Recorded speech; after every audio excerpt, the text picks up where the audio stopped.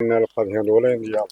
ఉమ్, డబ్బులు ఇవ్వాల్సి ఉంటే అదిగో బొమ్మ ఇదిగో బొమ్మ ఇవాళ వస్తుంది రేపు వస్తుంది. ఉమ్, ఏం పెట్టుబడి పెట్టుకుంటాను 2 ఎకరాలు దాన్ని అమ్ముకున్నాను. ఉమ్. సొంత పెట్టుబడి పెట్టుకున్నాను 50,000 అప్పు చేశాను. ఏంటంటే ఇవాళ వస్తాను రేపు పడతాను అంతే. ఇప్పుడు ఈ ధాన్యం 2 నెలలు అయినా కూడా మీకు రాలేదు. మరి ఆ సారవ పంటది అది. సార్ మనకు ఆ పెట్టుబడికి ఇప్పుడు వడ్డీలు అవుతున్నాయి కదండి. అవుతున్నాయి. మళ్ళీ ఇప్పుడు పెట్టుబడి కావాలి కదండి మళ్ళీ. రైతు పరిస్థితి ఎట్లా ఉందో చూడండి. ఇది వరకు ఇటువంటి తిప్పలు ఎక్కడైనా ఉన్నాయా? నేను పడలేదండి.